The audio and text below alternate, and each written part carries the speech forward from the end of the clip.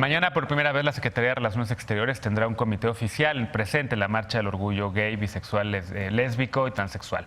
Pero no todos son avances. Grupos opositores a los derechos de todas y todos hacen eco en congresos locales para impedir que los derechos de la diversidad sean reconocidos. ¿Cómo respondió la 4T a estas manifestaciones en estos primeros 7 meses de gobierno? Veamos el contexto. En diciembre de 2017, cuando Andrés Manuel López Obrador aún era precandidato a la presidencia, la comunidad LGBTTI le pidió fijar su postura respecto a sus derechos sexuales. Desde entonces, ha señalado que el movimiento que encabeza es amplio, plural e inclusivo. Vamos a garantizar las libertades, el derecho a disentir, el derecho a la diversidad sexual. Durante toda su campaña a la presidencia, los derechos LGBTTI significaron un tema polémico debido a su alianza con el Partido Encuentro Social, que ha defendido posturas conservadoras y contra los derechos LGBTTI. López Obrador en varias ocasiones llegó a decir que los temas relacionados con las libertades sexuales se definirían en consultas, comentario duramente cuestionado por expertos que le recordaron que los derechos humanos no se consultan. Al inicio de su mandato señaló que los regímenes anteriores permitieron que la política se convirtiera en un asunto gremial a través de movimientos como el feminista, por la equidad de género o para la defensa de los derechos humanos. Además, se ha reunido en varias ocasiones con líderes de las iglesias evangélicas y ha señalado que participarán en las tareas de reconstrucción del tejido social. Organizaciones por los derechos LGBTTI han expresado su preocupación, pues la participación de las iglesias en el rescate de valores éticos y morales planteado por la Administración Federal puede ser aprovechado para fortalecer mensajes en contra de los derechos de la comunidad. El pasado 17 de mayo, en el Día Internacional contra la Homofobia, la Transfobia y la Bifobia, el presidente dijo que en México ya existe un marco legal que garantiza que las personas ejerzan su libertad. Considero que ya están garantizados los derechos de las personas para ejercer su libertad. Sin embargo, México sigue siendo el segundo país más peligroso para las personas LGBTTI. 473 personas fueron asesinadas en el gobierno de Enrique Peña Nieto y en esa ya van 28. Punto y contrapunto. Primer tema a discutir esta noche de viernes y hoy me acompaña Eli Nassau, él es fundador del colectivo Gimel, de judíos y amigos LGBT. ¿Cómo estás? Muy bien, muy emocionado, gracias por Bienvenido. invitarme. Ahorita platicamos justo de varias cosas, porque tú estuviste por ahí en el 2016 con Peña Nieto también. Es con un correcto, grupo ahí también de al ladito. activistas. Platicamos ahorita sobre ese tema. Sale. Judith Vázquez, teóloga y feminista defensora de derechos humanos. ¿Cómo estás, querida Judith? Encantada de estar contigo. Primer matrimonio lésbico en la Ciudad de México. Y en América Latina. Y en América Lo conocí Latina, en realizado 2010. en América Latina, así es. ¿Cómo estás?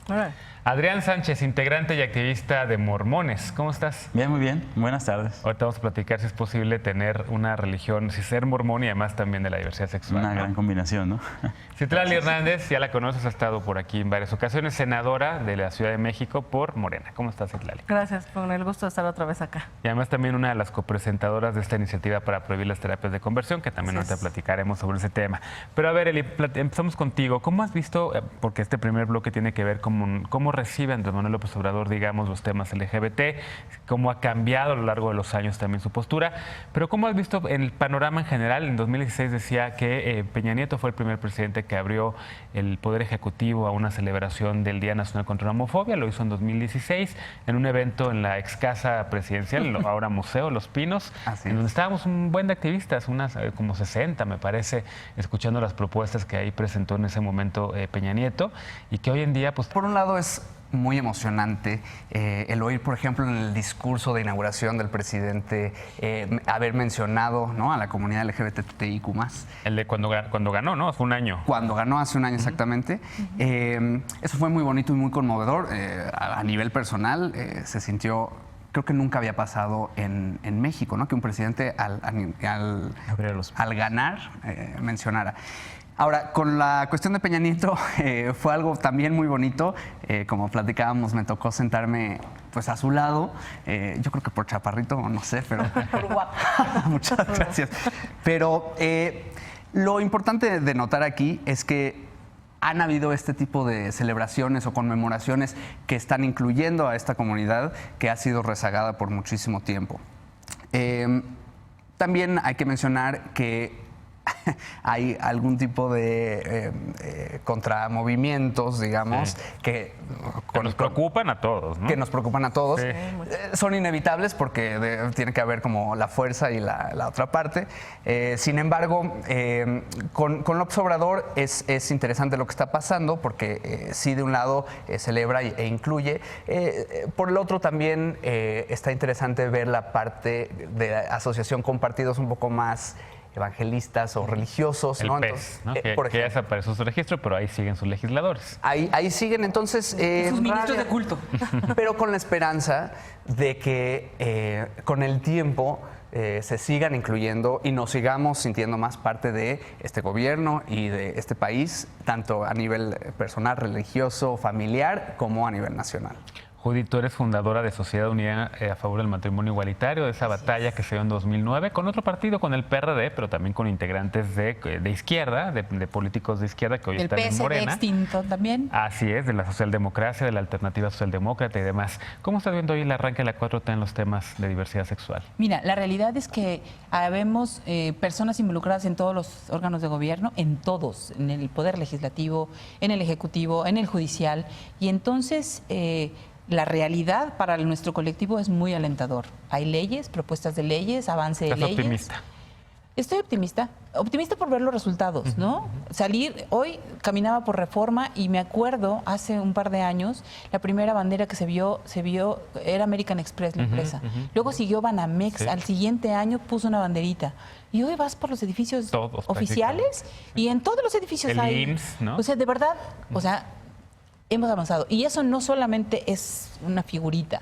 Hay cosas concretas. Ayer el Infonavit anunció, ¿no?, después de dificultades que ha manifestado gente que para reconocer su crédito, hoy tienen facilidades. Es una política de Estado, es una política de gobierno.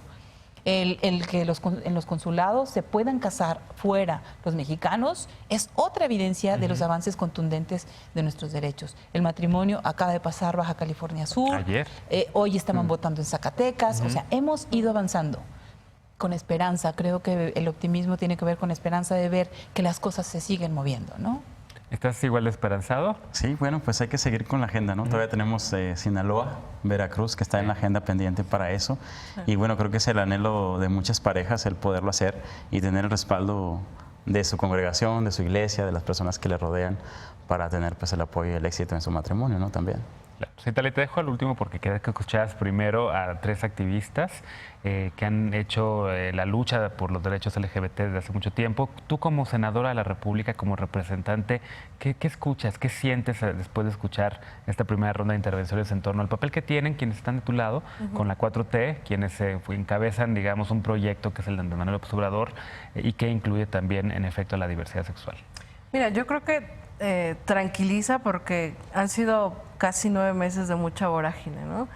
Y yo creo, ahora que escuchaba, pensaba que quizás nunca había estado tan representada la sociedad. Y en esa, digamos, representación tan plural, pues a veces hay puntos encontrados, ¿no? Hoy yo creo que hay una agenda de derechos que va a avanzar y que está avanzando, progresista, de avanzada, y que está generando reacciones de algunos sectores que no concuerdan desde su percepción, desde su óptica, desde su religión, desde su ideología. Entonces, de repente estamos en un debate muy intenso, ¿no? En redes sociales, yo que he promovido junto con otras legisladoras el tema de las terapias de conversión, todo el tiempo están algunos grupos, digamos, manifestando su posición, incluso en contra del aborto y de otros temas. Pero escuchar, digamos, la pluralidad también de las religiones y la pluralidad dentro de las religiones que a veces perdemos de vista.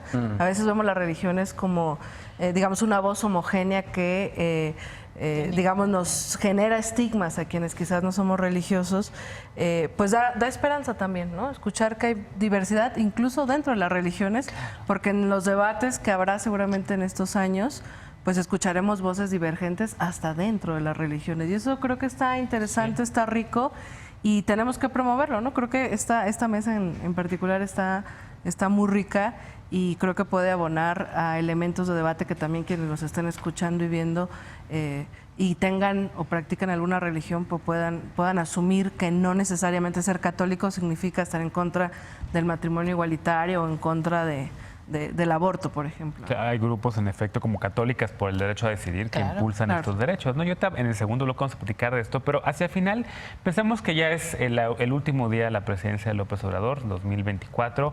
¿Con qué te quedarías satisfecha que se hubiese avanzado al final del sexenio en temas de diversidad, en temas de derechos para las personas LGBT?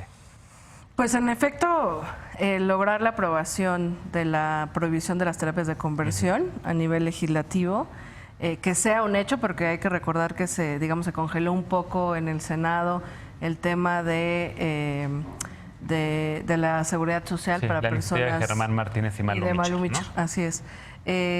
Lograr, yo creo que más que un logro político legislativo, yo aspiraría a que hubiese un logro social. Es decir, cuando realmente hay una transformación, hay un cambio, permea en la raíz del Estado, que es la sociedad.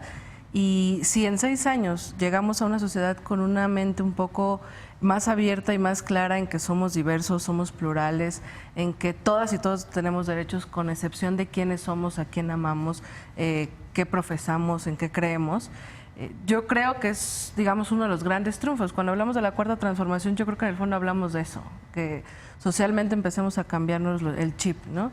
Y evidentemente eso se logra si hay políticas públicas y si hay acciones de gobierno y acciones legislativas que generen un piso parejo para quienes han estado, sobre todo históricamente, olvidados o silenciados o ignorados o hasta avasallados. Entonces, yo pensaría más en eso, en que hubiese un logro social, un cambio en la mentalidad, como lo existe en estos días, hemos hablado en muchos foros, y yo decía, en la Ciudad de México tenemos un ADN distinto, ¿no?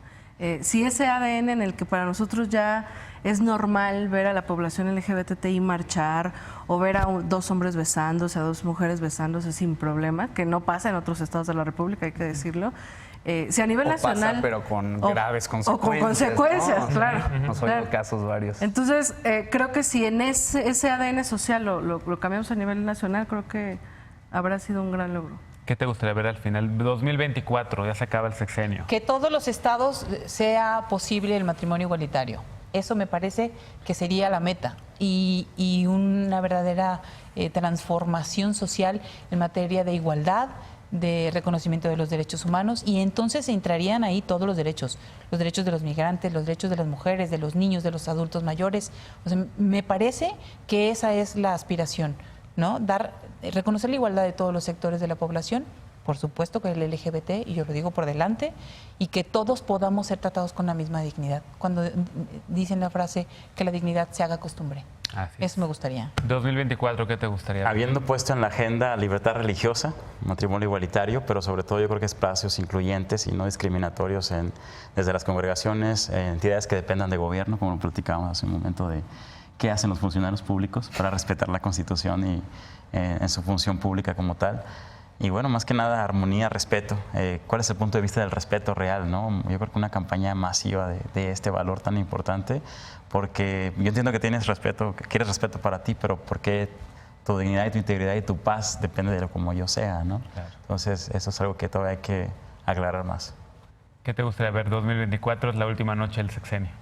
Estoy de acuerdo con mis compañeros de la mesa.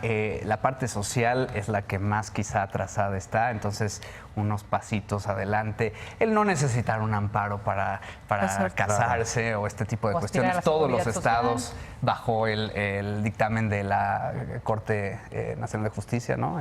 Suprema Corte de Justicia, perdón. Y pues... sí, una sensación de no tener este miedo que mucha gente tenemos, de salir a la calle con una pareja agarrado de la mano, sin temor a ser repudiado o violentado. Sin duda. Déjame hacer una pausa, vamos a regresar después de esta para hablar así del tema de religión y diversidad sexual, si se puede incluir, si se puede ser integrante de una congregación religiosa o de una sinagoga o de una comunidad cristiana y poder ser LGBT. No te vayas, regresamos después del corte con este tema.